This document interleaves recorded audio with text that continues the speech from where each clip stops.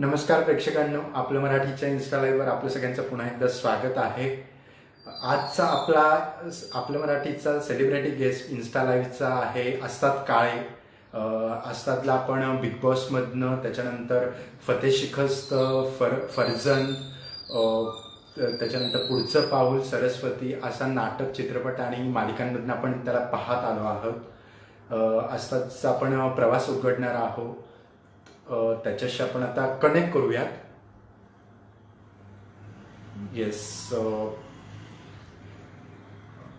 थोडासा वेळ लागतोय अस्तादला कनेक्ट करायला. काहीतरी टेक्निकल इश्यूज असल्यामुळं त्याला पटकन कनेक्ट करता येत नाही. So Astad is here. आपण अस्तादला कनेक्ट करू.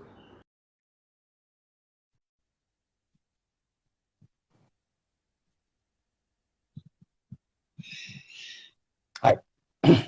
Hello Astad, how are you? I'm fine. बोला. ओके. सो व्यवस्थित सेट केलेलं आहेस आपण? We can start with the. Yes, we can. Okay. So सगळ्यात आधी वेलकम आमच्या पेजवर, आपल्या मराठीच्या. आणि Thank you. या सगळ्यात पहिला प्रश्न माझा तुला, काय केलंस क्वारंटाईन मध्ये? 3 महिन्याचं पूर्ण लॉकडाऊनचा पिरियड होता त्याच्यात. काय सुरुवातीचा 1-1.5 महिना घरची कामं तर आहेतच. मी स्वप्नाली दोघंही घरी होत. आमच्याकडे 2 कुत्र्याची पिल्लं पण आहेत, त्यामुळे खूप कामाला लावतात अरे ते सुद्धा. तर ते होतं. त्यानंतर तिचा बर्थडे झाला लॉकडाऊन मध्येच, माझा बर्थडे झाला लॉकडाऊन मध्येच. तर ते एवढं घरच्या घरी आपलं, तिने केक बनवला माझ्यासाठी. मी पोळ्या करायला शिकलो तिच्या हाताखाली. हे उद्योग झाले. म्हणजे मला बेसिक स्वयंपाक बरा जमतो, खूप वर्षांपासून करतोय मी. पण पोळ्या काही जमत नव्हत्या, म्हणजे एवढ्या वर्षात मी कधी प्रयत्नही केला नव्हता. तर ते एक शिकलो जरा. आणि थोडा वर्कआउट सुरू केला आणि गाण्याचा रियाज चालू केलाय. तर अशा काही गोष्टी केल्यात लॉकडाऊन मध्ये. वर्कआउटचा आणि आम्ही रिझल्ट पण पाहिलेला आहे, तू फोटो अपलोड केलेले तेव्हा. खूप छान प्रकारे बिल्डअप झालेलं होतं. थँक्यू. असं आता तू जसं सांगितलंस की म्हणजे हा वर्कआउट हे केलंस, त्याच्यानंतर रेसिपीज हे केलं, काही पुस्तकं वगैरे वाचणं झालं का? नाही, असं ठरवून काही फार वाचन नाही झालं. त्यातल्या त्यात कादंबरीमय शिवकाल हे गोनी दांडेकरांनी लिहिलेला संग्रह आहे. म्हणजे त्याचे मला वाटतं 5 कादंबऱ्यांचा आता तो एक संग्रहित स्वरूप मिळतं. तर ते वाचतोय. आणि खूप सिरीज आणि फिल्म्स बघणं चालू आहे. वाचन माझं फार नाही झालं लॉकडाऊनच्या काळात, लिखाण पण नाही फार झालं, पण बघणं खूप झालं. खूप इंटरेस्टिंग सिरीज बघितल्या. सो तसं ते चालू आहे माझं. ओके. असं आता काही संहिता वगैरे वाचणं झालं, म्हणजे कुठल्या नाटकाची वगैरे स्क्रिप्ट वगैरे असं काही? नाही, सध्या तरी त्या फ्रंटवरती कामाच्या फ्रंटवर म्हणायला गेलं तर सिरियलचं शूट सुरू झालं आता जुलैमध्येच, जुलै 10 जुलैच्या आसपास. पण तोपर्यंत कामाच्या संदर्भातलं असं काहीच नाही. नाटकाचं म्हणा किंवा फिल्मचं म्हणा, कुठली स्क्रिप्ट वगैरे काही वाचनात नाही आलं. पण एका कामाच्याच संदर्भात पुलंचं थोडं लिखाण मात्र वाचायला घेतलंय. ते कशासाठी ते कळेलच काही 1-2 महिन्यात आता. ओके. असतात. आपण आता थोडस फ्लॅशबॅक मध्ये जाऊयात. तुझ्या इनिशियल करिअरच्या डेज मध्ये सगळ्यात इम्पॉर्टंट म्हणजे नाट्यभूमीशी तू निगडीत होतास. तर आम्हाला सांग की नाटकात एक्झॅक्टली कुठून तू स्टार्ट केलं, म्हणजे नेव्हर माइंड माझ्या याने पहिलं तुझं नाटक. तर तो नाही, ते पहिलं नाही माझं नाटक. नेव्हर माइंड हे मी, बरोबर, म्हणजे तसं बघायला गेलं प्रायोगिक रंगभूमीवर केलेलं मी पहिलं आणि एकमेवच नाटक म्हणायला हरकत नाही ते. पण नाटकात काम करायला मी सुरुवात खूप लहान असताना, म्हणजे शाळेची गॅदरिंग वगैरे ते सगळं केलं. मग आंतरशालेय स्पर्धा केली. चंद्र सूर्य तुला माहिती असेल, स्पर्धा पुण्यातली, ती केली. ग्रिप्स थिएटर केलं अनेक वर्ष. म्हणजे वर्कशॉप्स पासनं नाटकांमध्ये प्रयोगांमध्ये काम करण्यामध्ये पण आम्हाला खेळायचंय. मी जवळजवळ 25 ते 30 प्रयोग केले असतील. पण मी कॉलेजला पुरुषोत्तम मध्येही काम केलं, पुरुषोत्तम करंडकसाठी फर्ग्युसन कडनं. करंडकही उचलला, सगळंच ते त्या तेव्हाच्या सगळ्या आठवणी आहेत. पण मी कॉलेजला असतानाच मुंबईला शिफ्ट झालो बेसिकली. आणि गंमत अशी, मी आधी व्यावसायिक नाटक केलं आणि मग प्रायोगिक नाटकाकडे पाऊल टाकलं होतं मी. नेव्हर माइंड हे मी जेव्हा केलं आपल्या महाराष्ट्र कल्चरल सेंटर तर्फे, तेव्हा मी ऑलरेडी व्यावसायिक नाटकं करून केलेली होती ऑलरेडी. तर त्यामुळे पहिलं नाटक असं माझं जर म्हणायला गेलं तर व्यावसायिक मधलं संगीत लग्न कल्लोळ, हे परेश मुकाशी लिखित दिग्दर्शित नाटक, ते माझं पहिलं नाटक, ज्याचे आम्ही 204 प्रयोग केले. आणि प्रायोगिकला मी हेच केलं, नेव्हर माइंडच फक्त केलं. दुसरं नाटक प्रायोगिकला नाही करू शकलो नाही. करू शकलो नाही ही ह्याची खंत आहे ऍक्च्युली मला. ओके. असतात आता प्रायोगिक आणि कमर्शियल रंगभूमीचा पण विषय काढलाच आहे. तर मला हे विचारायचं आहे की म्हणजे प्रायोगिक रंगभूमी हे बऱ्याचशा प्रेक्षकांना माहितीच नसते एक्झॅक्टली काय असतं किंवा अवेअर नसतात. तर आम्हाला त्याच्या बाबतीत सांग ना की प्रायोगिक रंगभूमी एक्झॅक्टली काय असते आणि तिथं काय चालतं, एक्सपेरिमेंटल कसं असतं. हा शब्द तू फार करेक्ट वापरलास, एक्सपेरिमेंटल. कारण प्रायोगिकला अनेक वर्ष अमॅच्युअर थिएटर म्हटलं जायचं. अमॅच्युअर आणि प्रोफेशनल अशी ती कंपॅरिझन म्हणजे असे ते दोन विरोधी शब्द आहेत, अमॅच्युअर आणि प्रोफेशनल. पण तो शब्द बदलला गेली काही वर्ष. खूप लोकांनी त्याविषयी लिहून बोलून अवेअरनेस थोडासा क्रिएट करून तो शब्द बदलायला भाग पाडलं. कारण त्या रंगभूमीवर सादर होणारे कलाकृती, सादर होणारी कुठलीही कलाकृती ही अमॅच्युअर नसून ती ती अत्यंत प्रोफेशनलीच सादर केलेली असते. तितक्याच एकाग्रतेने सादर केलेली असते, तितकेच कष्ट घेऊन, तितक्याच तालमी करून सादर केलेली असते.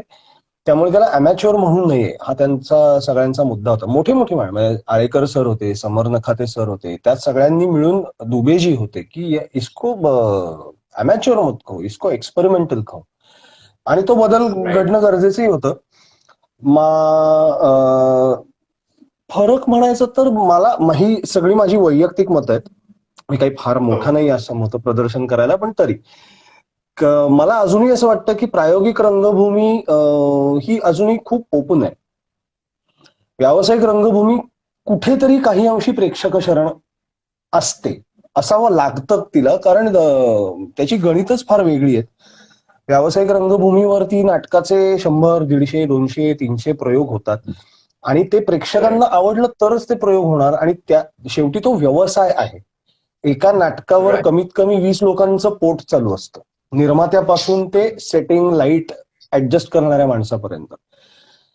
त्यामुळे त्याचे प्रयोग होणं, आणि ते प्रयोग का होतील जास्ती जर ते प्रेक्षकांना आवडलं तर. मग प्रेक्षकांची, तेव्हाच्या प्रेक्षक वर्गाची, आपला टार्गेट ऑडियन्स ठरवला जर आपण, जो ठरवणं हे व्यावसायिक रंगभूमीला तितकंसं परवडू शकत नाही की मला फक्त अमुक एका प्रेक्षक वर्गासाठी म्हणून नाटक व्यावसायिक रंगभूमीवर सादर करायचं. तसंही करणारे लोक आहेत, नाही असं नाही, अजिबातच नाही, आहेतच लोक तसे.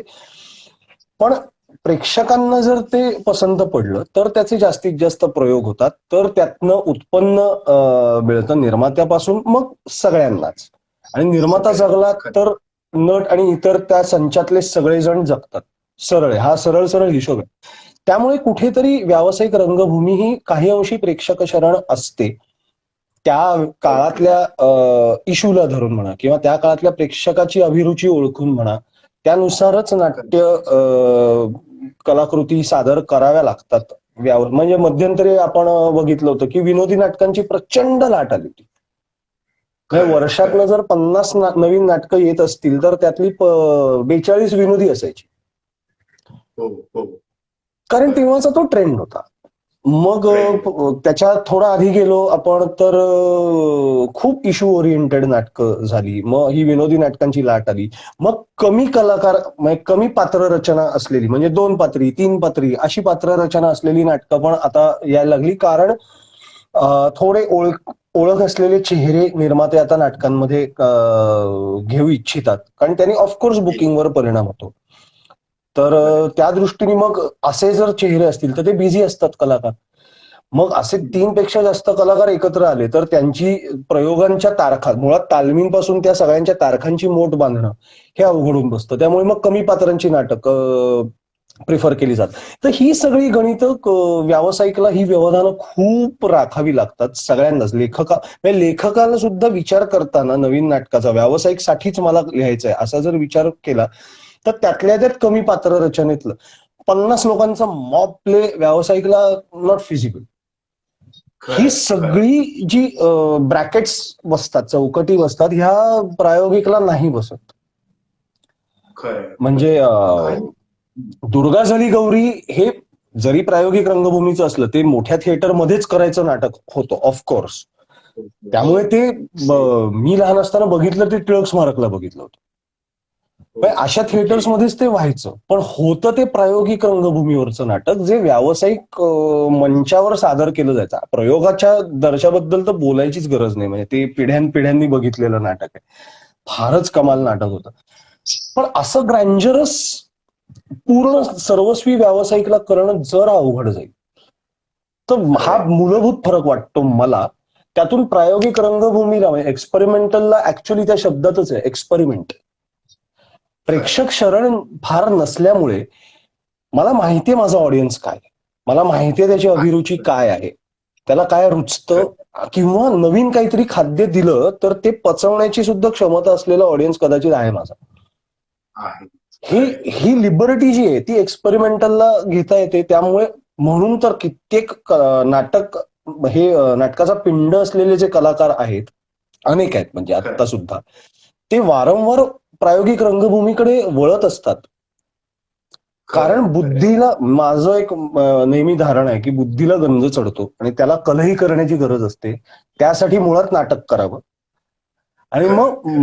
मधून मधून प्रायोगिकला का कारण तुम्ही एक्सप्रेस होऊ शकता. तुम्हाला हवं ते हवं तसं उत्तम मांडणी तर पाहिजेच कारण तो प्रयोग चोखच झाला पाहिजे. पण तुम्हाला हवा तो विषय हँडल करू शकता तुम्ही.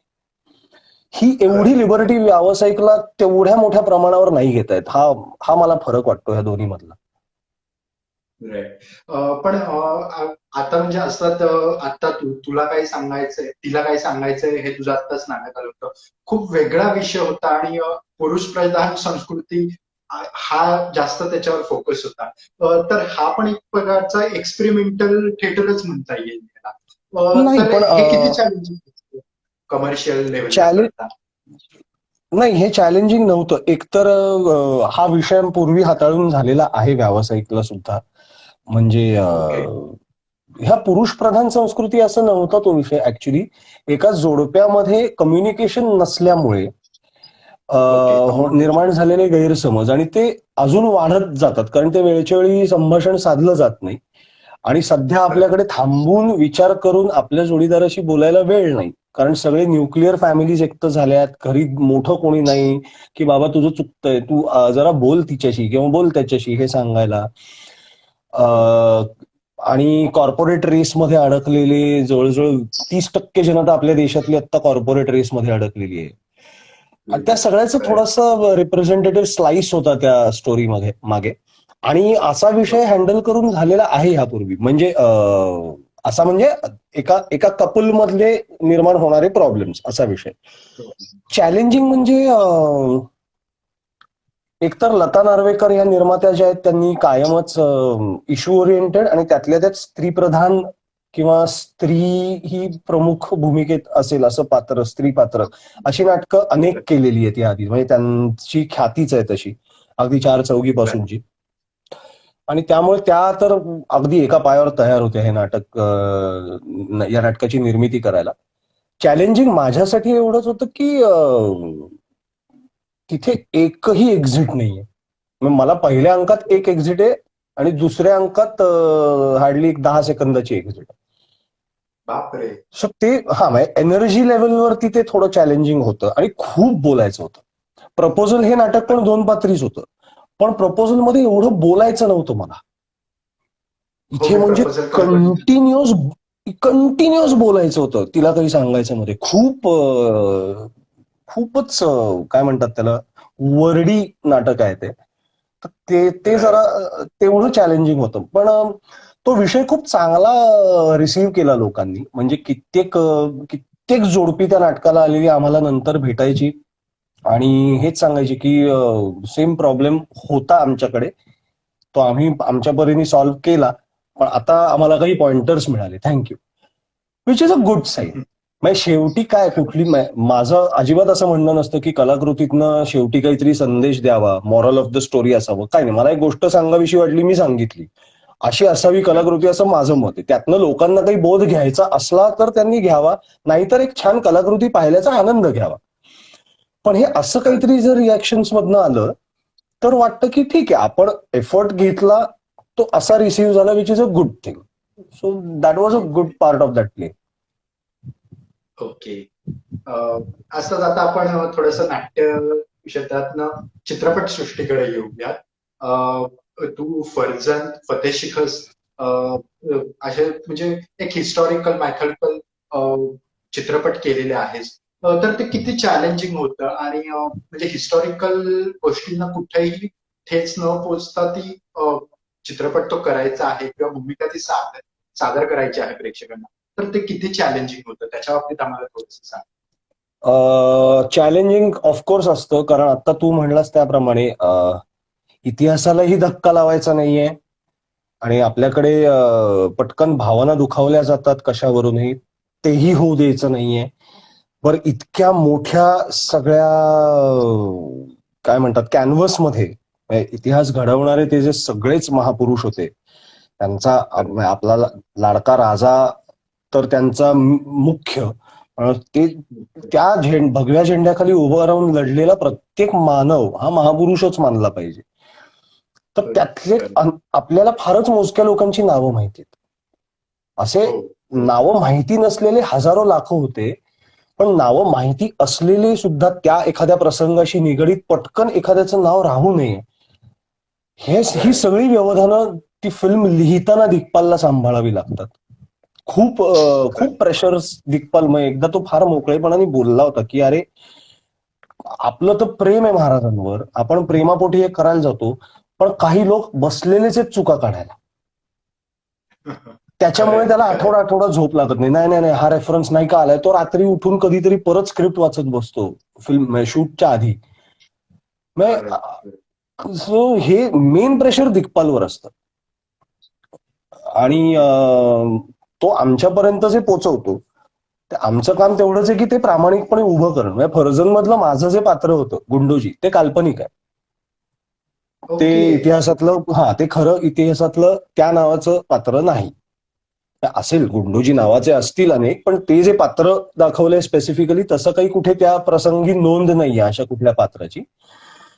पण ते दिग्पालनी रचलं, कारण गोफण हे मराठ्यांचं पहिलं शस्त्र होतं, मराठी सैन्याचं. ही तर नोंद आहे इतिहासात, कारण ते सगळे शेतकरी आणि ह्या सगळ्याच नॉर्मल तुमच्या आमच्यासारखीच माणसं अचानक उभी राहिली ताकदीने, तर त्यांचं पहिलं शस्त्र गोफण होतं, ही नोंद आहे.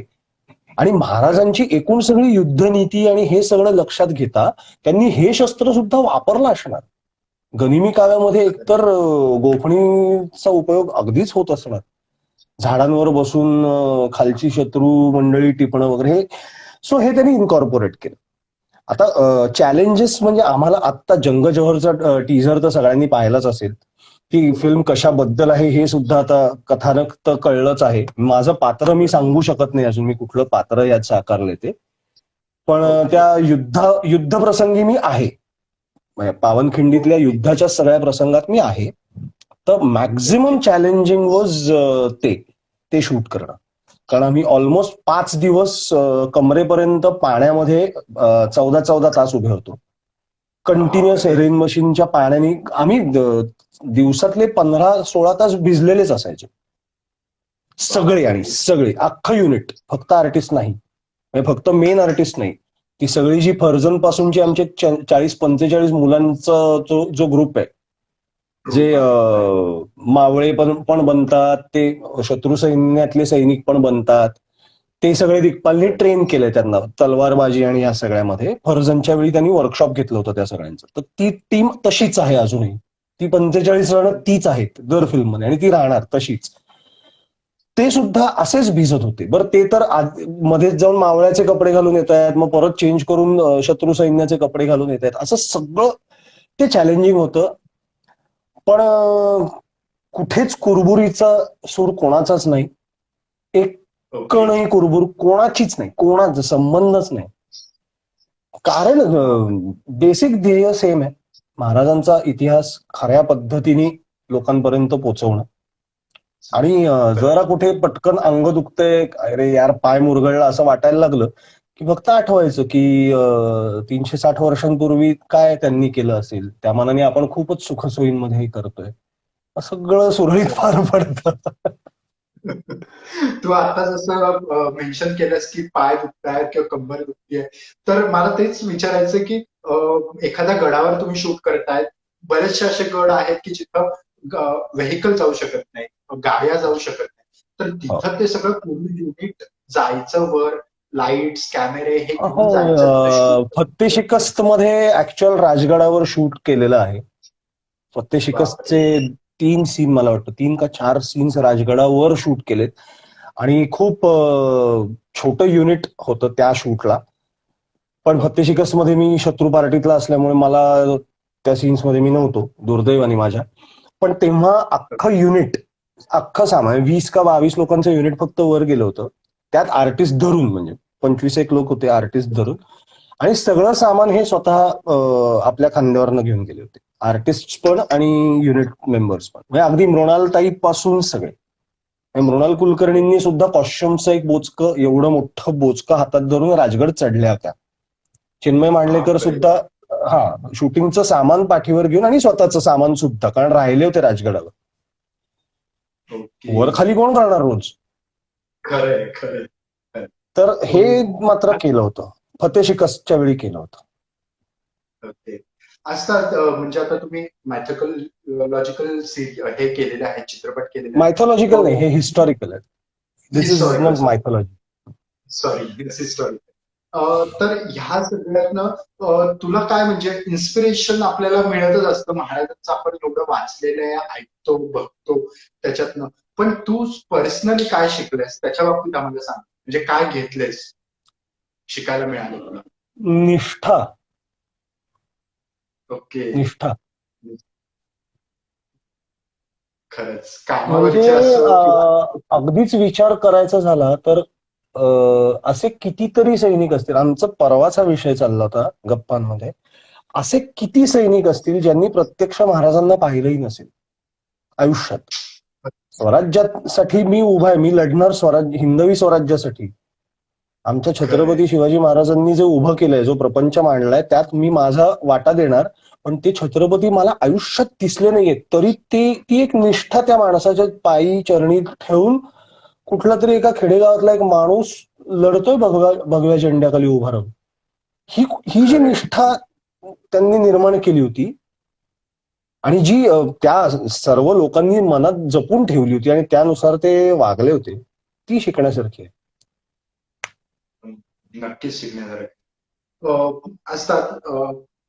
मला विचारायला आवडेल की आता म्हणजे जे आता लेटेस्ट मध्ये जे मुलं येतात ज्यांना ऍक्टिंग मध्ये करिअर करायचं आहे, त्यांचं असं असतं की मला नाटक करायचं नाहीये, किंवा मला हार्ड अँड फास्ट असे रोल्स नको आहेत, मला काहीतरी असं थोडस जे नाही का हिरोगिरी ज्याला म्हणतो आपण तसे रोल्स पाहिजेत, असे डिमांड्स असतात किंवा हे असतात. तर त्याच्या बाबतीत तू काय सांगशील त्यांना. असा विचार करणाऱ्यांना काही सांगून काही उपयोग नाही मुळात, असं माझं स्पष्ट मत आहे. हे म्हणजे कसं आहे ना, मला काही गाणं शिकायचं नाही, पण मला सवाई गंधर्व मध्ये परफॉर्म करायचं, अशी इच्छा बाळगल्यासारखं आहे हे साधारण.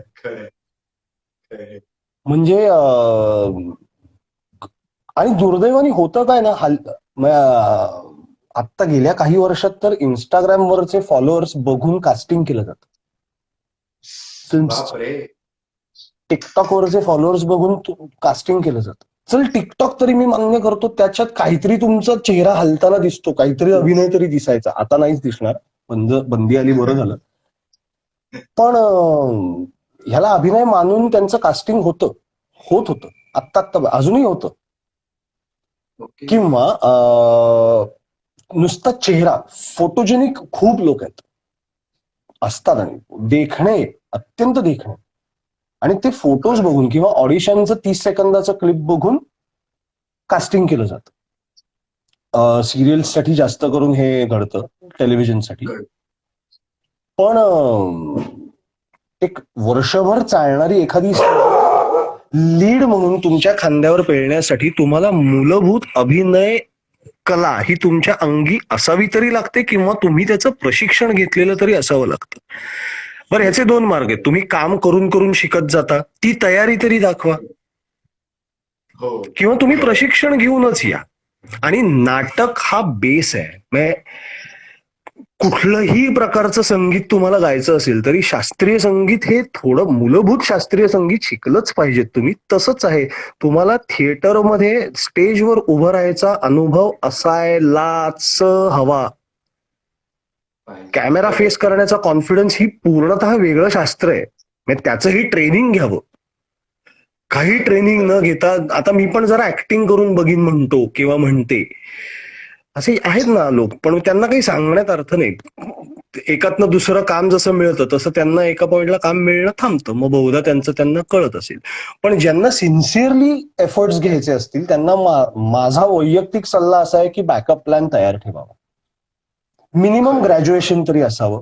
तुम्ही अभिनय क्षेत्र ललित कलाच पास आउट असाल, MA किंवा BA थिएटरच केलेलं असेल तर ते ग्रॅज्युएशन तुम्ही ह्या क्षेत्रातलंच शिक्षण घेतलंय. पण नाही, तुम्ही प्रशिक्षित नट किंवा नटी नसाल तर माझं स्पष्ट असं मत आहे की तुमच्याकडे एक बॅकअप प्लॅन पाहिजे, काहीतरी दुसरं शिक्षणाचा पाया पाहिजे. कारण हे क्षेत्र खूप अनिश्चित आहे. खूप तसं पाहायला गेलं तर धोकादायक आहे. फ्रस्ट्रेशन्स कुठल्याही पॉइंटला कशाचीही येऊ शकतात, ज्याचं एक दुर्दैवी उदाहरण आपण नुकतंच पाहिलं. हा, वरकरणी काय हो, करिअर तुफान चाललंय, सोन्यासारखं करिअर चाललंय, अतिशय हुशार माणूस आहे, इतके छंद जोपासणारा माणूस आहे, पण हे असं होऊ शकतं. विशेषतः मला सांगावं असं वाटतं की लॉकडाऊनच्या ह्या 4 महिन्यांच्या काळात सगळ्यांचीच ही परिस्थिती आहे. उत्पन्नाची साधनं सगळ्यांचीच बंद झाली आहेत. भीषणच परिस्थिती आहे सगळ्यांचीच. आणि लोकांची एक गैरसमज, अशी चुकीची धारणा असते की कलाकार म्हणजे साधारण दिवसाला 1 लाख रुपये कमावतो, तर असं नाहीये. मध्यंतरी फेसबुकवर खूप मोठा वाद झाला होता ह्याच्यावरनं. एका आमच्या ऍक्टर्स मैत्रिणींनी एक पोस्ट टाकली होती आणि त्यावर लोक म्हणले तुम्हाला काय, मग नखरे कमी करा. अहो, आम्ही लाईव्ह येतो, दिसतो ना तुम्हाला, आम्हाला तेव्हा चेहरा नीट ठेवूनच यावं लागतं. उत्पन्न नसला तरी एक बेसिक स्टँडर्ड ऑफ लिव्हिंग, कारण पब्लिक फिगर्स आहेत, ही सगळी व्यवधानं झेपणार असतील, कारण हे ऑफ स्क्रीन गोष्टी जास्त आहेत. ऑन स्क्रीन जे दिसतं that is the tip of the iceberg. Of screen 18 तास तुम्हाला दिवसातले 2-2 तास जाऊन येऊन ट्रॅव्हलिंग, म्हणजे 3-1 तास ट्रॅव्हलिंग आणि 14 तास लाईट समोर उभं राहून शूटिंग, हे वर्षानुवर्ष रोज करणं जमणार असेल तर प्रशिक्षण घ्या किंवा दुसरा काहीतरी बेस तयार ठेवा आणि या, असं माझं स्पष्ट सांगणं आहे. कारण हे काय जरा आज ना जरा आपण आल्याच्या ऐवजी ना दालचिनीचा चहा करून बघूया, इतकं सोपं नाही. जरा आज ऍक्टिंग करून बघूया असं म्हणणं सोपं आहे, करणं सोपं नाहीये. खरं असतात. आता तू डेली सोप्स मध्ये पण, म्हणजे पुढचं पाऊलचे पण तुमच्या 800-900 एपिसोड झाले होते. त्याच्यानंतर तू सरस्वती पण खूप चांगला प्रेक्षकांचा रिस्पॉन्स मिळाला. तर बऱ्याचशा ऍक्टर्सचं असं एक माइंड थॉट असतं की नाही बाबा, मला सिरियल नाही करायची, मग मला चित्रपट मिळणं कमी होईल किंवा मी चित्रपटाच्या फोकसला राहणार नाही. तर त्याच्या बाबतीत तुझा काय टेक असेल किंवा तू काय सांगशील?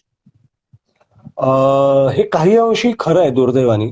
फिल्म्सचं कास्टिंग करताना टेलिव्हिजनवर दिसत असलेल्या आर्टिस्टचा विचार नाही केला जात, कारण ते चेहरे खूप एक्सपोज्ड आहेत असं एक मत असतं. ठीक आहे, दॅट्स अ डिफरंट मीडिया. मग त्याचं दुःख होणारे, मला पर्सनली थोडं वाईट वाटतं की हो ठीक आहे, दिसलाय माझा चेहरा, मग मी काय घरात बसून राहू? चेहरा नाही दाखवायचा, माझं घर कसं चालणार? कारण सिरियलचा हा फायदा आहे, सिरियल केल्यामुळे तुम्ही घराघरात पोचता. एक तर कालांतर आहे थोडं, म्हणजे तुमचं खरं नाव प्रेक्षकांना कळायला वेळ लागतो, कारण आता टेलिव्हिजनला तुमची खरी नावं खालती म्हणजे टायटल्स येतच नाहीत टेलिव्हिजन सोप्स, डेली सोप्सना. सो तुमची खरी नावं कळत नाहीत आणि त्यांना त्यांच्या कॅरेक्टर्सची नावं मोठी करायची तो शेवटी.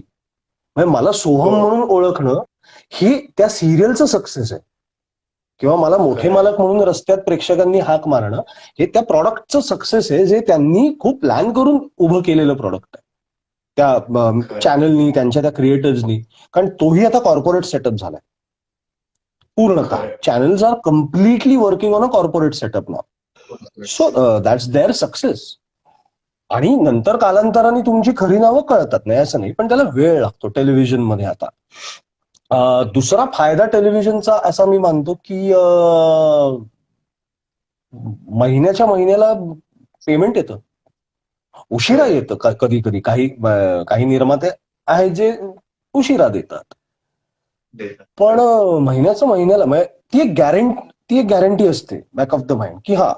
आणि त्यामुळे तुम्ही पुढचे 2 महिने प्लॅन करू शकता financially, which is a very good thing about television, की तुम्ही थोडंसं फ्युचरचं प्लॅनिंग करून ठेवू शकता की आता माझी सिरियल ऑफ एअर जाणार आहे पुढच्या महिन्यात, असं मला जर कळलं की जुलै एंडला माझी सिरियल सपोज ऑफ एअर जाणार आहे, तर आतापर्यंत केलेल्या कामाचे माझे पैसे अजून काही महिने येत राहतील.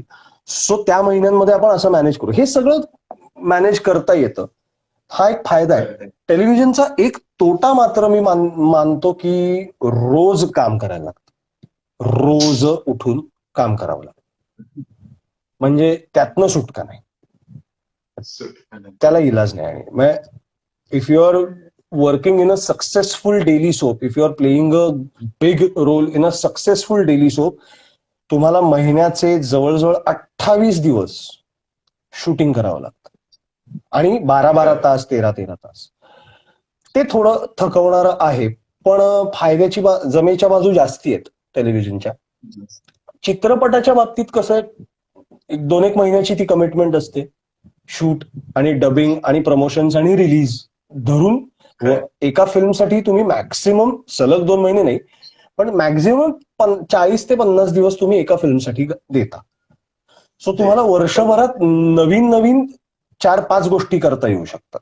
म्हणजे सपोज मी वर्षाला 5 फिल्म्स केल्या, त्यातल्या 3 फिल्म्समध्ये माझी कॅरेक्टर्स टोटली वेगळी असतील, तर मला लुकशी एक्सपेरिमेंट करता येतं, मला बॉडी लँग्वेजची म्हणजे ऍक्टर म्हणून ते फायदे करून घेता येतं. जे टेलिव्हिजन जर तुम्ही करत असाल तर 1 वर्ष 2 वर्ष तुम्ही तीच सिरियल करत राहता, चांगली चाललेली असेल सिरियल तर हे करता येत नाही. मग ऍक्टर म्हणून हा थोडासा लॉस होतो, पण बाकी I don't mind doing television. मला तसा त्रास नाही होत. सगळ्यात मज्जा ऑफकोर्स नाटकातच येते. पण असतात आपल्याकडे प्रेक्षकांचे प्रश्न पण आहेत, आपण ते घेऊयात. आत्ताच एक प्रश्न आला होता की बिग बॉस नंतरचं आयुष्य कसं होतं तुझं, कसं आहे? काही नाही, तसंच आहे, तसंच होतं. सकाळी उठून शूटिंगला जावंच लागतं, तसंच आहे, काहीही फरक म्हणजे तसं काही काही फार फरक नाही पडत. कसं आहे, आता तो शो हा सुद्धा एक it's a part of my work. ते माझं कामच होतं, फक्त तिथे रियालिटी शो होता आणि it's as real as it can get. म्हणजे बेसिकली शून्य स्क्रिप्टिंग असलेला एकमेव शो असेल माझ्या मते तो. काही स्क्रिप्ट नाही, म्हणजे आम्हाला काहीच नसतं आतमध्ये. आमची जी शॅम्पूज आणि फेसवॉश असतात त्याच्या मागचं लिहिलेलं सगळं वाचून वाचून पाठ झालं होतं. इतकं काही दुसरं वाचायला पाहायला मिळत नाही तिथे. पण ते प्रत्येक व्यक्तीवर आहे, तुम्ही बाहेर येऊन त्यात किती वेळ रमता किंवा त्याचा किती वेळ त्रास करून घेता. सुदैवाने मी बाहेर आल्या मला लता नार्वेकरांनी तिला काही सांगायचं हे नाटक ऑफर केलं. म्हणजे अगदी खरं सांगायचं तर त्या थांबल्या होत्या मी बाहेर पडायची वाट बघत, आणि त्यांनी ठरवलं होतं मला कास्ट करायचं. म्हणजे त्यांचं माझ्या वडिलांशी बोलणं झालं होतं. त्यामुळे मी बाहेर पडल्या मी एक खूप छान प्रोजेक्टच करायला लागलो नाटकाचं ते. त्यामुळे मी पटकन रुळलो. म्हणजे ह्या मूळ व्यवसायामध्ये, मूळ अभिनय क्षेत्रामध्ये लगेच रुळलो. सो ऑफकोर्स जास्त प्रमाणात लोक ओळखायला लागले. म्हणजे नाटकाच्या प्रयोगानंतर येऊन भेटणारे लोक पटकन जेव्हा म्हणायचे की सर तुमच्यामुळे माझा मुलगा किंवा माझी मुलगी छान मराठी बोलायला लागली किंवा छान मराठी शिकायला लागले, त्याचं बरं वाटतं कुठेतरी. तेवढंच, म्हणजे असं काही फार स्पेशल कमाल वेगळं काही झालं असं नाही. आहे छान मज्जा आहे. ओके. असा तर अजून एक आपल्याला प्रश्न आला होता की तुझं कलावंत ढोल पथक मध्ये तुझं खूप ऍक्टिव्ह सहभाग असतो. तर शूटिंगच्या वेळेत वेळ काढून तू कसं काय ते मॅनेज करतो, तो एक प्रश्न आपल्याला मगाशी येऊन गेला. पहिल्या वर्षी जेव्हा स्थापन केलं आम्ही काही लोकांनी मिळून पथक, त्या वर्षी जरा हे चॅलेंजिंग होतं. कारण तेव्हा पुढचं पाऊल मी करत होतो आणि प्रपोजलचे प्रयोग, महिन्याला ऑलमोस्ट 14 प्रयोग प्रपोजलचे आणि 25 दिवस पुढचं पाऊलचं शूटिंग, असं सगळं चालू होतं तेव्हा. आणि पहिलंच वर्ष आत्ताच उभं करतोय पथक आणि मला ढोल येत नव्हतं. मी शिकलो त्या वर्षी ढोल वाजवायला. सो मला तालीम करायला पुण्याला जाणं पण तेवढंच गरजेचं होतं, कारण मला शिकायचं होतं ढोल. त्यामुळे जर त्या वर्षी पळापळ झाली, पण तेव्हा ती एनर्जी यायची कुठून तरी. म्हणजे मी वेड्यासारखा ड्राईव्ह करत पुण्याला जाऊन तालमीपुरता पुण्याला जायचो संध्याकाळी, आणि रात्री घरी जाऊन पुण्यात झोपून सकाळी उठून शूटिंगला मुंबईला येणं वगैरे, हे सगळं तेव्हा उद्योगधंदे केले स्वतः ड्राईव्ह करत ते सुद्धा. दुसऱ्या वर्षीपासून तसं मी तालमीला जाणं फार गरजेचं नाही वाटलं. रादर दुसऱ्या वर्षी मी मोकळाच होतो गणपतीच्या काळात. मी ब्रेक घेतला होता, कारण पुढचं पाऊल मधनं बाहेर होतो, सोडली होती मी, आणि 1 वर्ष मी गॅप घेतली होती, मी घरीच होतो. त्यामुळे दुसऱ्या वर्षी तर काय रोज तालमीला होतो मी. तिसऱ्या वर्षी मी सरस्वती करत होतो मला वाटतं, हो. पण एक 10 दिवस मी तालमीला जायचो, कारण मला शरीराला सवय करून गेला ते ढोल बांधणं, वाजवणं, चालणं, ढोल बांधून या गोष्टींची शरीराला सवय व्हावी म्हणून एक 10 दिवस मी तालीम अटेंड करायचो. That's it. आता मी तेवढंच करतो, म्हणजे ते होतं त्यामुळे मॅनेज. आणि काय माहिती नाही, पण आमच्या मिरवणुका जेव्हा जेव्हा असतात, ते 10 दिवसातली ज्या दिवशी आमची मिरवणूक असते पथकाची, वादन असतं, ते ऍडजस्ट होतं आपोआप. म्हणजे सांगावं लागतं की ह्या तारखेला मी नाही, हा ओके नो प्रॉब्लेम.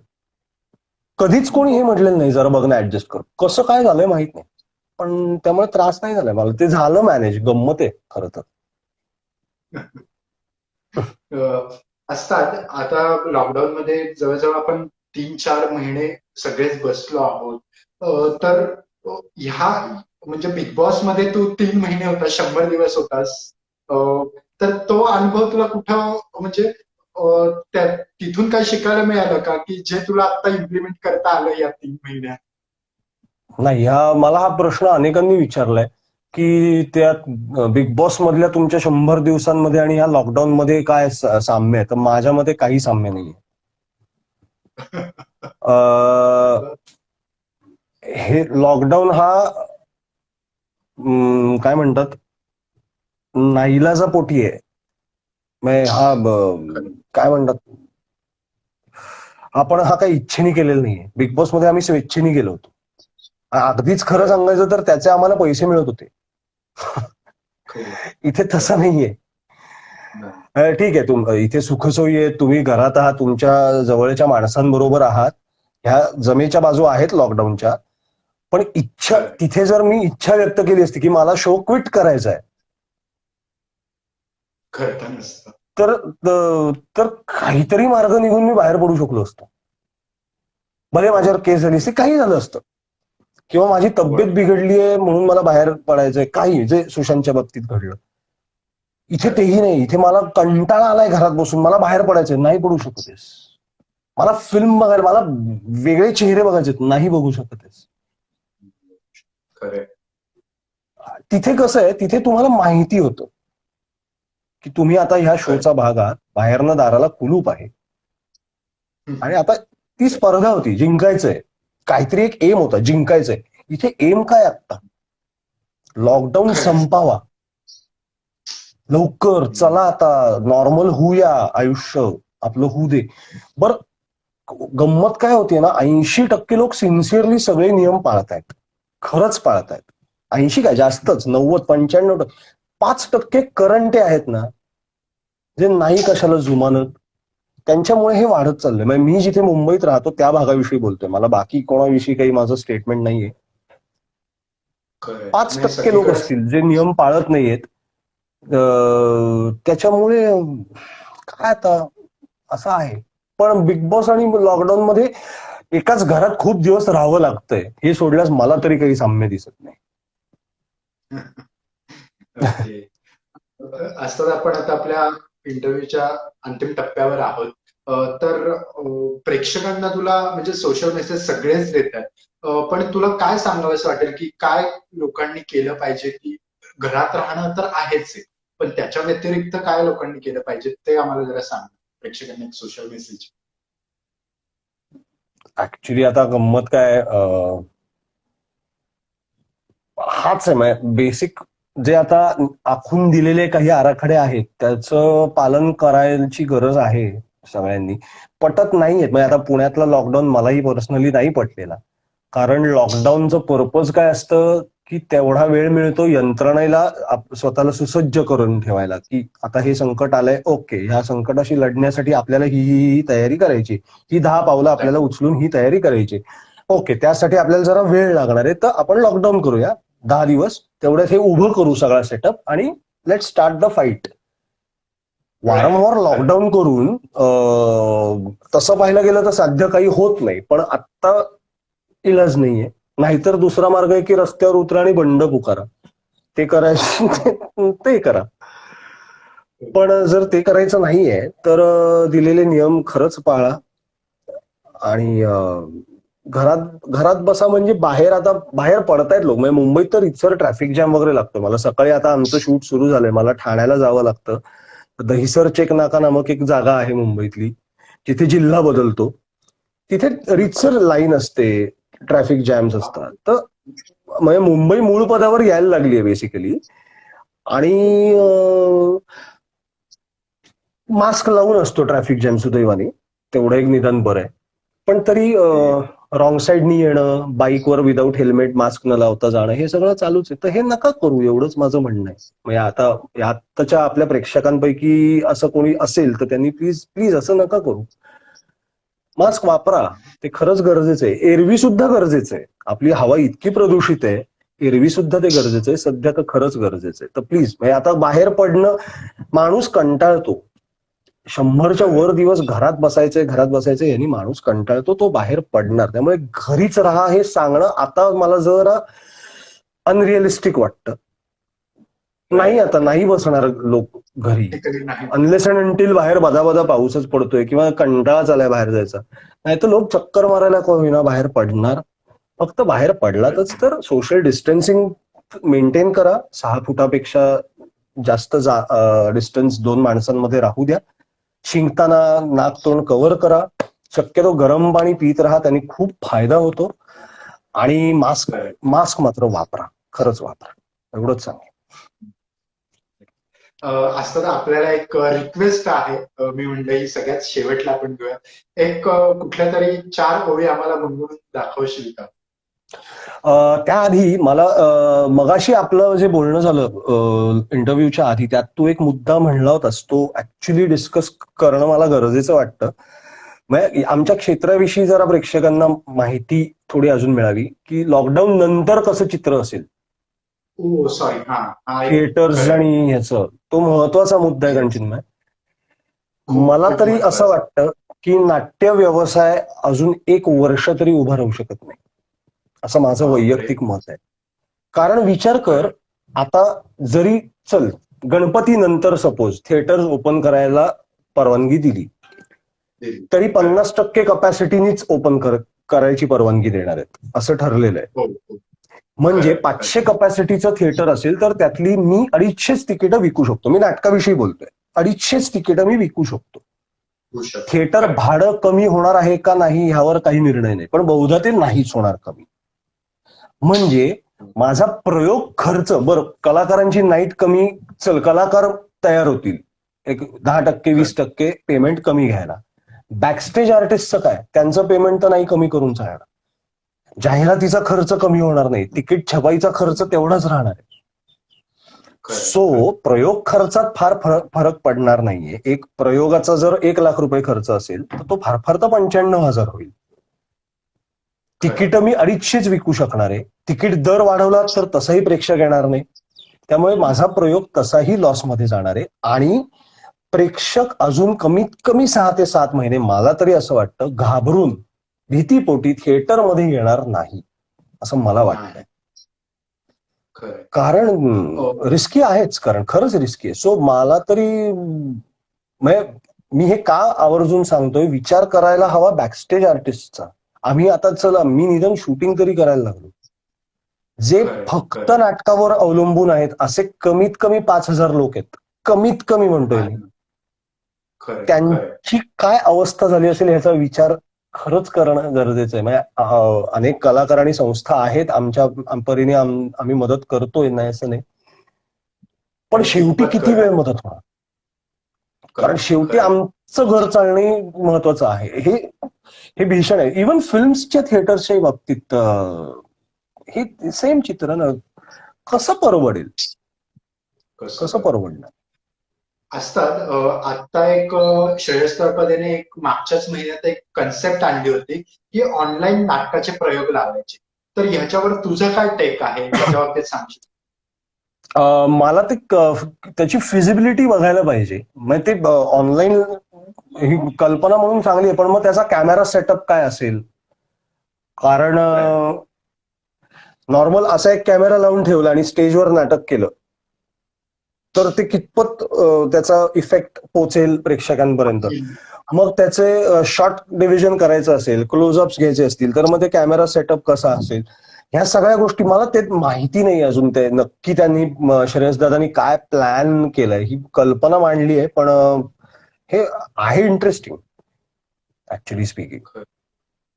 आता जसं असं तू म्हणलास की म्हणजे बॅकस्टेज मेंबर्सचा खूप हे होतं, तर ह्याच्यावर काही सोल्युशन तुला वाटतंय का की हे सोल्युशन निघू शकतं, जे आपल्याला तुला प्रेक्षकांना सांगू इच्छितोस की अशा पद्धतीने तुम्ही पण काहीतरी नाही, आता नाट्य परिषदेने काही अंशी सुरुवातीच्या काळात मदत केली. अनेक आर्टिस्टनी कॉन्ट्रीब्युशन्स काढून नाट्य परिषदेकडे निधी जमा केला. परिषदेने स्वतःकडचा निधी पण काही प्रमाणात वापरून जवळजवळ 200 बॅकस्टेज आर्टिस्टना ते त्यांचं काय म्हणतात त्याला, हॅम्पर सारखं बनवलं होतं. ते डाळ, तांदूळ, चहा, साखर असं सगळं. तर ते तो पुरवठा केला सुरुवातीच्या काही दिवसात. प्रशांत दामल्यांनी त्यांच्या संस्थेची नाटकांसाठी काम करणाऱ्या प्रत्येक बॅकस्टेज आर्टिस्टला 10,000 रुपये दिले होते उचलून. 15 लोकांना मला वाटतं. त्यांनी वैयक्तिक पातळीवर ही मदत केली. असे मदत करणारे खूप जण आहेत आता. म्हणजे भरत दादांनी पण काही अंशी अशी मदत केली आहे, भरत जाधव यांनी. पण ती किती पुरी पडणार? त्याच्यावर उपाय म्हणजे आता त्या ज्या संघटना आहेत, बॅकस्टेज आर्टिस्टचं पण युनियन आहे किंवा नाट्य परिषद आहे, निर्माता संघ आहे. शेवटी मदत म्हणजे किती उभी करणार? आणि ह्याला काही अंत दिसत नाही, ह्या परिस्थितीचा काही अंत नाही. बरं, त्यातले काही लोक पटकन चला शूटिंगला लाईट बॉयज म्हणून गेले म्हणा, किंवा सेटिंग डिपार्टमेंटमध्ये गेले. पण तिथे ऑलरेडी लोक आहेत ना, तिथे वेकन्सीज पाहिजे. बरं, त्यातले सुद्धा लोक शूटिंग आत्ता चालू झाले, 1 महिना पण नाही झालाय, तेही घरीच होते ना 3-3.5 महिने. हे विचित्र चक्र आहे. म्हणजे कारण आमचं एकमेव क्षेत्र असेल ज्यात वर्क फ्रॉम होम नाही होऊ शकत. तुम्हाला कॅमेरा समोर जावं लागतं. तुम्हाला काय करणार? माहित नाही आता. आपण आता थोडस हॅपी नोटवर घेऊया. तर ती रिक्वेस्ट होती बऱ्याच जणांची की आस्तातलं गाणं गायला. तर एक छोटस गाणं आमच्यासाठी. हाय ग.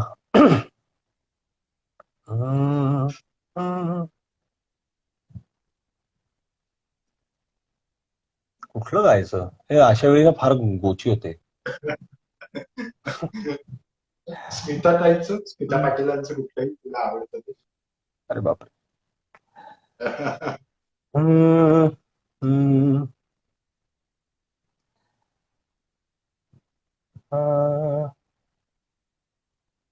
मराठीच गावं ना आणि जरा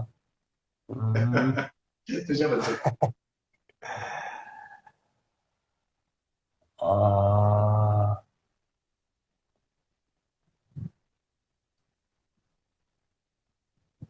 अरे नाही, तूच सांग काय.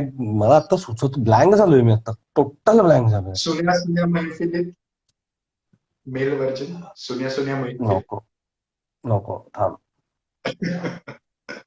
मग खळे काकांचं कुठलं गाणं? अशोक पत्की किंवा खळे काका? बर, थांब. राहिले राहिले ओठातल्या ओठात वेडे शब्द माझे, राहिले ओठातल्या ओठात वेडे शब्द माझे, भेट होती आपुली का, भेट होती आपुली का, ती खरी की स्वप्न माझे राहिले. धन्यवाद. वा, थँक्यू सो मच असतात. आणि मला जाता जाताच थोडंसं मेन्शन करायचं की बाबा पण तुझे नाट्य क्षेत्रात पुण्यात कार्यरत आहेत प्रायोगिक नाटकांमध्ये. आणि माझी पण सुरुवात म्हणजे जे काही मी आज मीडिया इंडस्ट्रीमध्ये थोडंफार काम करतोय ते बाबांमुळेच करतोय. तर मला खरंच प्रमोद काळेंचं आणि तुमच्या दोघांचं पण खूप थँक्यू सो मच. आणि आज तू थँक्यू आमच्या चॅनलवर आलास, एवढं छान गप्पा मारल्यास, त्याच्या बाबतीत खूप धन्यवाद तुझे. Thank you thank you thank you. काळजी घे. Bye yes, bye bye. Bye.